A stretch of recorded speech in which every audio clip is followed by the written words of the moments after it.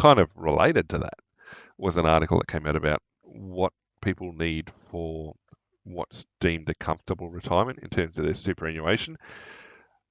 It When I was a kid, I don't know that superannuation was really known by many people. I think most people were looking either to a workplace pension of some sort or an eventual transition on to the government pension at some stage, and that it'd be a combination of the two, taking them through their retirement.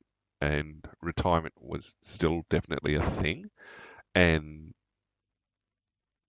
uh, yeah, that they were looking at maybe 15 to 20 years of retirement before they hit the average age of an Australian. But they chances were they probably owned their own house by that point, and so were unlikely to be renting or leasing or otherwise like that. But there were obviously people who fell through the cracks and were in insecure housing, and the the idea of the impoverished pensioner who was limited with what they could buy and eat and all that sort of stuff.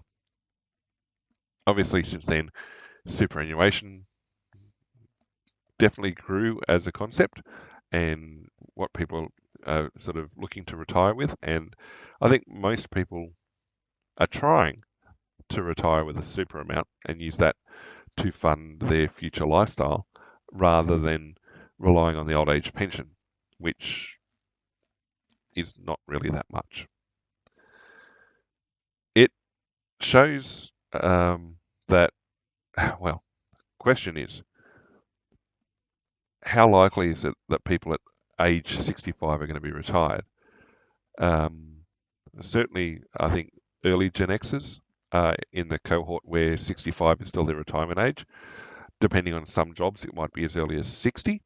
But by and large, as the generations have gotten younger, as we move forward in time, the retirement age prescribed through various superannuation schemes has climbed. And I think some of them you're looking at 70 odd. And even if you can access your pension from or access your super from 60 or 65, there are taxation disincentives, we'll go with that, that basically try and discourage you from drawing down on your super too much. Now, as I briefly mentioned about the housing, there are people who are drawing down on their super to get housing deposits and things like that.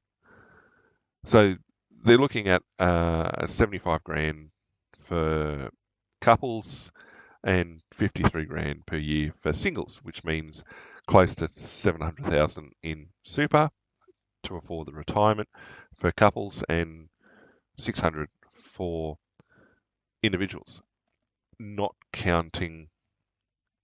Hold on a sec.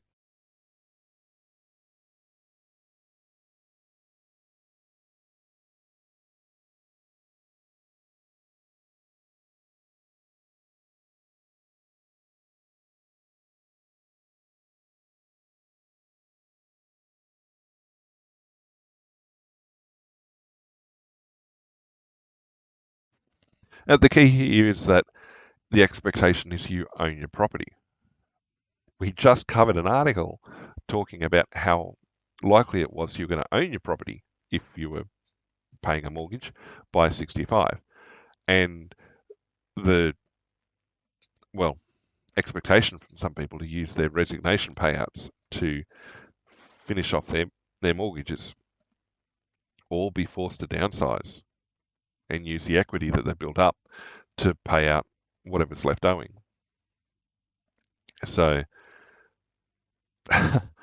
who knows how much it would be for someone who was renting. And yeah, it's interesting. Now, we talked the other day about the difference between CPI figures or inflation figures and what the experience is.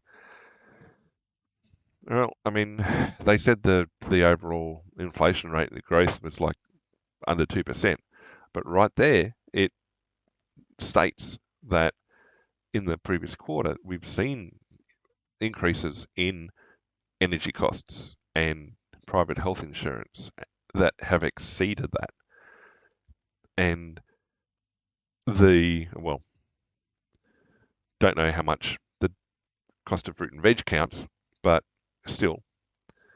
And yeah, I mean, chances of getting to that point,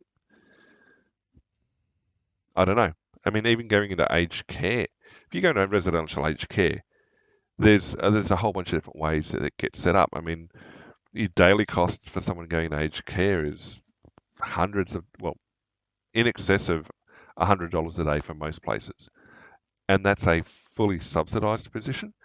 If you're not in a fully subsidised position, you can be paying $500 a day because there's a contribution that Centrelink/Services Australia will means test you on, but that is capped. So after 3 years, that goes away. But that doesn't take into account the actual cost to secure the position, secure the room, which it comes down to an accommodation fee. Now, if you pay that out, right, you could be looking at in excess of $600,000. There's probably not a lot of people entering aged care who have those sort of funds readily available without pillaging their superannuation or other income streams.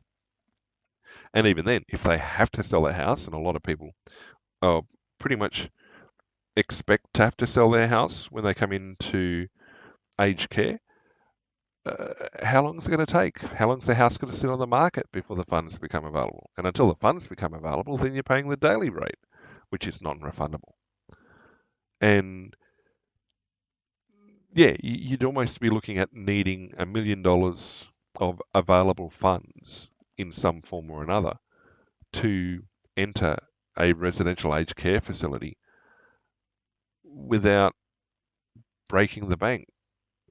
And yeah, it's mind-boggling how much this stuff can be. And when you've got an obligation to try and look after the estate, if someone's under management, you can kind of well, you don't agree with it, but you can kind of see why. You can see the articles about the public trustee and guardian having to basically liquidate somebody's estate while they're still alive in order to secure enough funds for them in an aged care facility or some other care respite facility. And then if they ever manage to get out of those facilities, it's like they've got nothing left. Well, that's because it cost almost $1 million to get you into that facility, and not a lot of that money comes back. Well, depending on how you pay the accommodation fee, it might.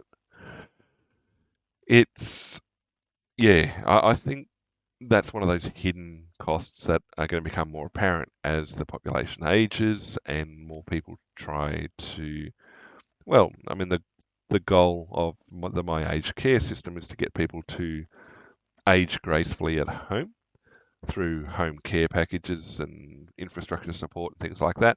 But then that goes back to the problems we've been talking about in previous days about the lack of infrastructure, the lack of support services, and that's just for a younger, healthy population.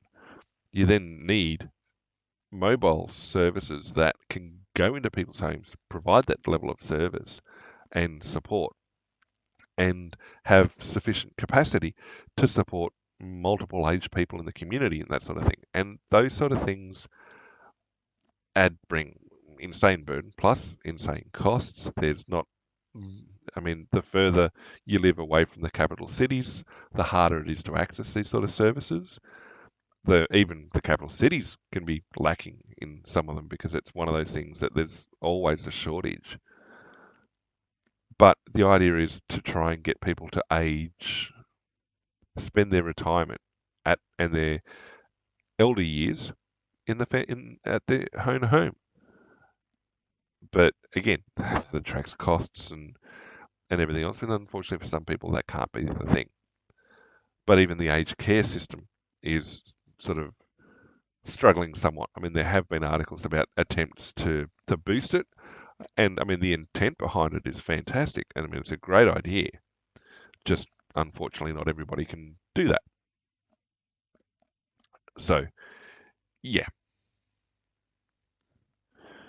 but I mean, it suggests that a 30-year-old, with a nice age bracket, seems to have been covered for a few other things, suggests that they're probably on track to achieve that $600,000 super figure for retirement, but they've got another 35 years worth of work, so they can achieve what's a comfortable retirement now, but in 35 years, that figure's not going to be $610,000. It's probably going to be closer to $1 million with increases in inflation, cost of living, etc. So, yeah, a median wage employee at age 30 right now is probably not going to hit a comfortable retirement figure based on just on these figures. It's sort of they kind of ignore what the future cost is going to be. Yeah,